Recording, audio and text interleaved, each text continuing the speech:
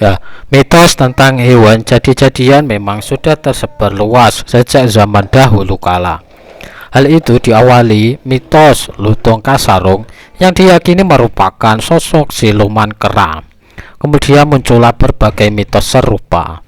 Misalnya, mitos tentang ular hingga siluman buaya putih. Para siluman diyakini mendiami sebuah tempat yang dianggap keramat, sehingga dengan keberadaannya orang-orang tidak bisa berbuat sesuka hatinya. Ada pula yang meyakini hewan jadi-jadian tersebut hadir untuk menakut-nakuti manusia. Ada pula kalau mereka bisa berubah menjadi hewan karena pesugihan dan sebagainya. Di Indonesia sendiri setidaknya terdapat 4 jenis hewan yang diyakini sebagai jelmaan manusia. Dan berikut deretan hewan jelmaan manusia yang diyakini keberadaannya oleh kebanyakan masyarakat. Yang pertama, buaya putih. Pada 27 Maret 2009 telah terjadi bencana jebolnya tanggul Situ Gintung yang berada di Ciputat, Tangerang Selatan. Bencana itu menewaskan banyak orang dan menghancurkan ratusan bangunan di sekitarnya. Menurut ceritanya, bencana tersebut disebabkan oleh ulah nenek tua yang menjelma menjadi buaya putih. Beberapa masyarakat meyakini jika buaya putih ini kerap meminta tumbal sebagai sang penguasa danau. Warga sekitar akan merasa was-was jika melihat buayanya muncul di tengah danau, karena dianggap sebagai tanda datangnya bencana.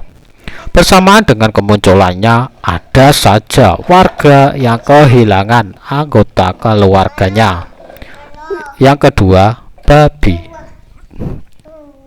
Kisah tentang babi ngepet di Indonesia bukanlah kisah baru.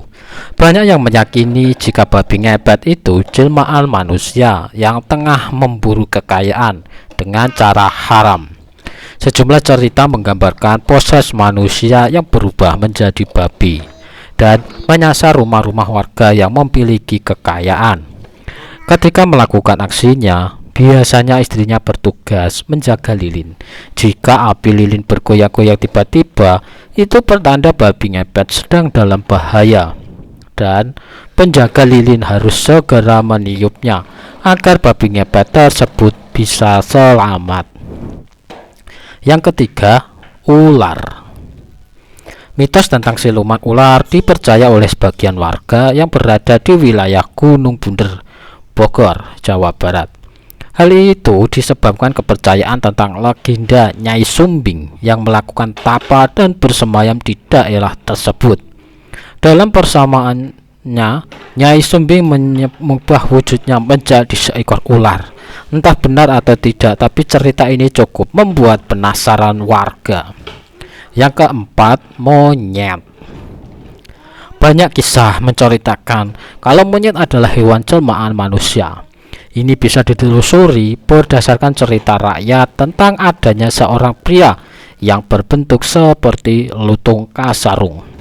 Di zaman modern ini juga beberapa monyet kerap mengganggu kehidupan masyarakat dengan melakukan hal-hal yang tak lazim, sehingga masyarakat pun meyakini kalau monyet tersebut adalah jelmaan manusia. Itulah dia beberapa hewan yang diyakini sebagai jelmaan manusia atau hewan jadi-jadian. Apakah kamu percaya atau tidak? Lagi-lagi semua kembali ke diri masing-masing ya. Semoga informasi ini bermanfaat dan terima kasih.